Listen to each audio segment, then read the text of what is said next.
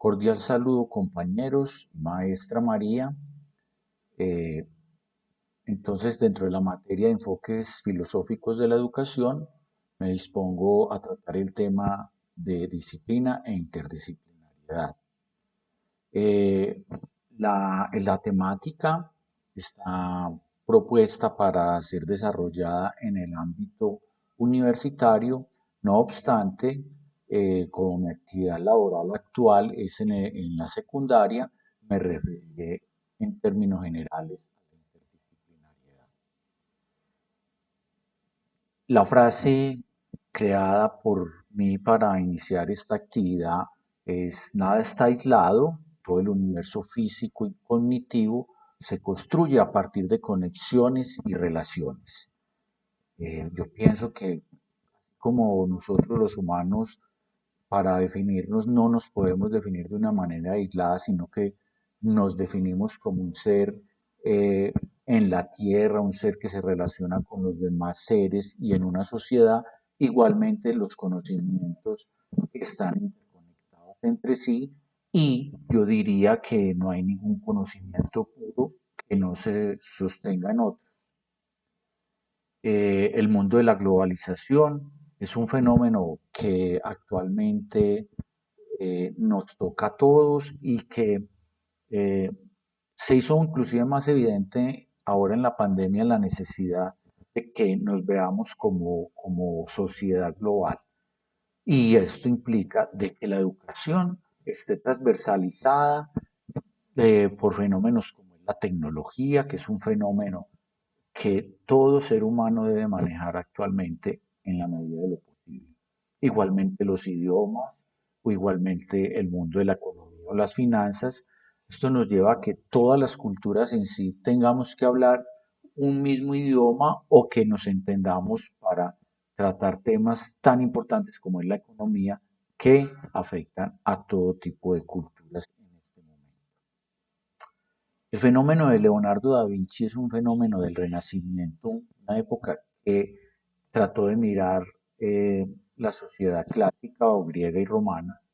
Y Leonardo da Vinci fue una persona que a partir de la observación de la naturaleza creó diseños para la tecnología, como fue el que él trató de hacer, que era la máquina para volar, y que las personas que lograron desarrollar esta tecnología se fundamentaron en los dibujos de Leonardo. Entonces, Leonardo es un ser íntegro, un ser que no, digamos, mira un conocimiento por separado, inclusive él tiene una clave que es la conexión, el estar conectando todos los diferentes conocimientos. Si uno ve, supongamos, la manera como actúan los sistemas, son por redes, ¿sí? Actualmente, como es el mundo de la Internet, es una red, o la manera como actúa el cerebro es una red de conexiones neuronales. Entonces, el relacionar todos los distintos conocimientos es lo que hace que el conocimiento sea algo más profundo y menos superfluo. Entonces, eh, Leonardo, observando la naturaleza, alcanzó grandes logros, grandes inventos, como fue los primeros diseños para el avión, pero también diseñó, supongamos, el paracaídas, la escafandra, que era un aparato para sumergirse. Todo esto estudiando, observando el fenómeno natural.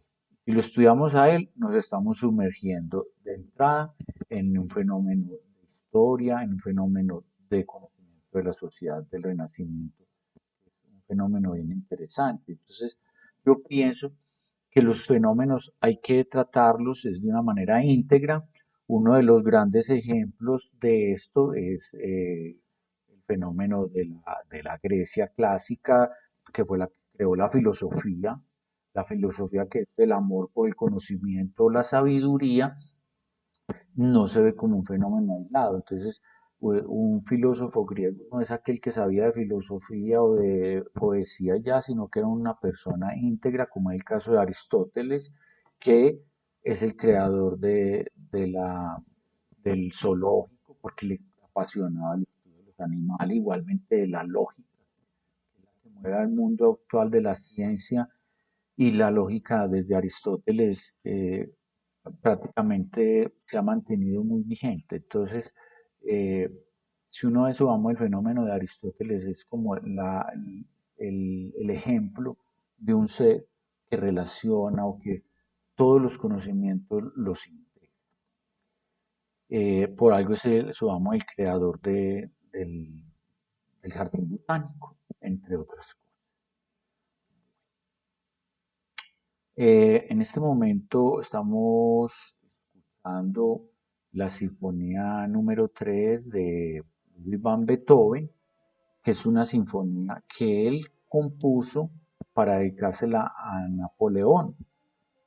Pero cuando vio que Napoleón se declaró emperador, entonces cambió el nombre por la heroica. Entonces es un ejemplo de cómo a través de la música los fenómenos sociales se relacionan, como es el caso de la música de protesta, de latinoamericana o el rock, que no es solo música, sino que integra fenómenos sociales. Igualmente la música y la relación métrica con la matemática, con el conteo. Eh, vamos, Einstein era músico y uno no puede saber en qué momento se le ocurrieron eh, esas ideas como la relatividad, si fue tocando violín o si fue haciendo análisis matemáticos. Eso es precisamente la integralidad o los fenómenos del conocimiento pueden surgir es precisamente haciendo las diferentes conexiones que hay entre los distintos conocimientos. Eh, También, pues podemos observar el fenómeno del color.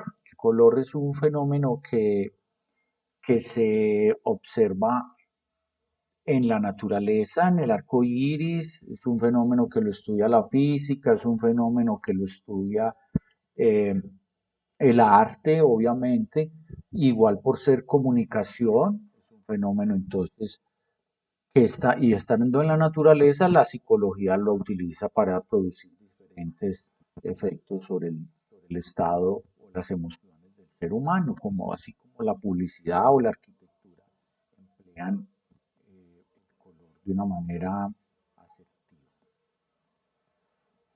Entonces, surge la pregunta, ¿por qué usar la interdisciplinariedad? Pues es porque precisamente nos vuelve más flexibles a la hora de emplearla en la pedagogía, a la hora de motivar a alguien que, vamos, tiene un tipo de inteligencia, como lo decía Garner, en sus inteligencias múltiples, es que el ser humano tiene muchas inteligencias, tiene la inteligencia corporal, la inteligencia musical, tiene la inteligencia matemática, científica y la del lenguaje.